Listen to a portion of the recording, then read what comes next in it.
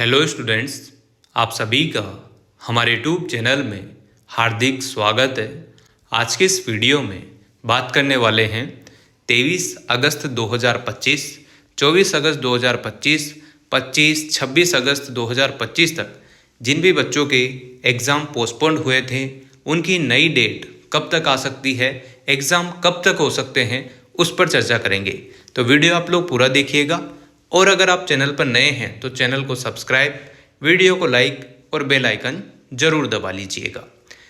अगर हम बात करें आपके एग्ज़ाम पोस्टपोन्ड की, तो जो 2 ईयर वाले जिन्हों के सेकंड और फोर्थ सेमेस्टर थे, चाहे वो यूजी के स्टूडेंट हो, पीजी के स्टूडेंट हो, कहने का मतलब मेरा ये है कि जिनके भी एग्ज़ाम चल रहे थे और 23 तारीख से लेकर 23 अगस्त 2025 में पहली पारी, दूसरी पारी, तीसरी पारी यानी कि सुबह, दिन में और शाम को जो पेपर थे 24, 25, 26 तक, यहाँ पर आपके एग्ज़ाम पोस्टपोन्ड हुए थे। वर्षा की वजह से, बरसात ज़्यादा थी, बहुत सारी जगह नदी नाले उफान पर थे, बहुत सारी चीज़ें थी, तो इस वजह से यूनिवर्सिटी ने आपके एग्ज़ाम जो है पोस्टपोन्ड किए थे। अब बहुत सारे स्टूडेंट कमेंट करते हैं कि सर एक तो हमारे एग्ज़ाम निकल जाए, हमें पता ही ना चले। तो देखो, ऐसा नहीं हो सकता। जहाँ तक मुझे जानकारी मिलेगी मैं आप लोगों के साथ शेयर करूँगा, और अगर आपको जानकारी कहीं से भी नहीं मिलती है तो उस कंडीशन में आप लोग uok.ac.in जो कोटा यूनिवर्सिटी की साइट है उस पर जाकर भी आप लोग नोटिफिकेशन में अपना जो भी अपडेट है एग्ज़ाम से संबंधित वो देख सकते हैं, और आपको देखते रहना पड़ेगा, क्योंकि ऐसा होता है कि बहुत सारी बार वीडियो टाइम पर नहीं बन पाती है, तो हो सकता है आपका एग्ज़ाम आगे पीछे हो जाए, है ना। वैसे मैं पूरी कोशिश करूँगा। अभी आप लोगों को थोड़ा हिंट दे दूँगा कि कितनी तारीख को आप लोगों के एग्ज़ाम की नई डेट जो है जारी होगी, ठीक है। अगर जो भी बच्चा, पहले मेरी बात आप लोग ध्यान से ये सुनो कि जिस भी बच्चे के फर्स्ट सेमेस्टर में रिजल्ट आया हो, नहीं आया हो, उसे खुद आइडिया हो गया होगा कि 4 पेपर अगर होते हैं तो 2 पेपर में अगर वो पास हो रहा है तो बहुत अच्छी बात है, चारों में पास हो रहा है तो बहुत ही अच्छी बात है, ठीक है ना। अगर रेगुलेशन अप्लाई कर दिया है तो भी अच्छी बात है। और अगर सेकेंड सेमेस्टर के एग्ज़ाम जो हुए हैं, किसी के 2 पेपर हो चुके हैं, किसी के 3 पेपर हो चुके हैं, तो जिन भी बच्चों के 2 पेपर अच्छे चल गए हैं और 2 पेपर आगे आने वाले जो भी हैं वो भी अच्छे चले जाएं, तो आप लोगों को पढ़ना होगा। और अगर किसी स्टूडेंट को ऐसा लग रहा है कि सर मेरे दोनों पेपर बिगड़ गए हैं, या उनमें ऐसा लग नहीं रहा है कि मैं पास हो जाऊंगा, बैक भी आ सकती है, ऐसा अगर आपको फील हो रहा है या ऐसा आपको अनुमान हो रहा है ऑलरेडी, तो आप लोग जो है जो भी पेपर बचे हुए हैं, ठीक है ना, बहुत सारे स्टूडेंट्स के 2 ही पेपर बचे हुए हैं, चाहे एमए वालों की बात करें, बीए, बीएससी, बीकॉम, ज़्यादातर स्टूडेंट्स के 2-2, 3-3 पेपर ही बचे हुए हैं।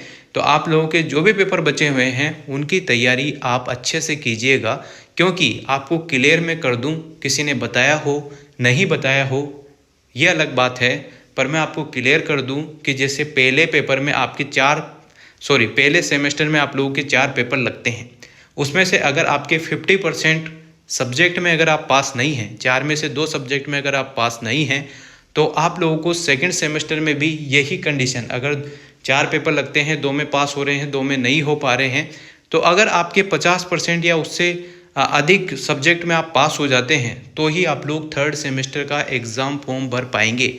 अदरवाइज़ आप लोग जो है फॉर्म नहीं भर पाएंगे, फिर आप लोगों के 1 साल का गैप लग सकता है।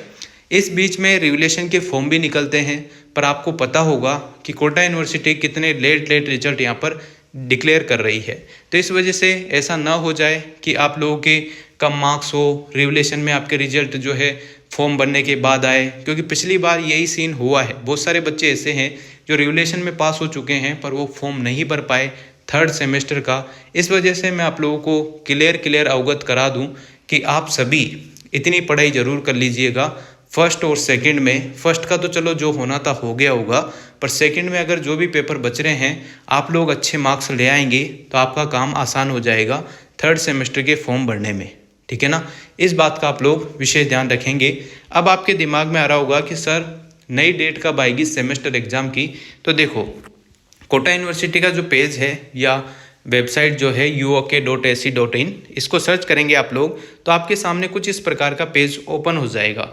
यहाँ आपको क्लियर एग्जाम एंड रिजल्ट वाला जो ऑप्शन है वो दिख रहा है। इस पर आप जैसे ही क्लिक करते हैं तो आपके सामने कुछ इस प्रकार का नोटिफिकेशन शो होगा। ये नोटिफिकेशन जो है कॉलेज में तो पहले चिपक जाते हैं, यूनिवर्सिटी में पहले चिपक जाते हैं, नोटिस बोर्ड पर। उसके बाद वेबसाइट पर जो है हो सकता है 1 दिन बाद अपलोड हो सकता है 2-5 घंटे बाद अपलोड हो।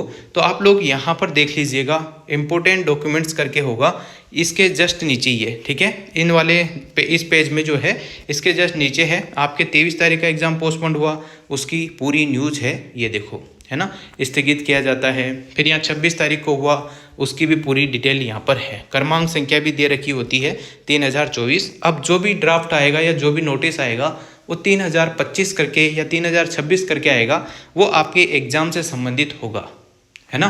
अभी आपके 26 तारीख तक के जो एग्ज़ाम पोस्टपोन्ड हुए हैं लगातार 23 से लेकर 26 तक, उनकी डेट जल्द जारी होने वाली है।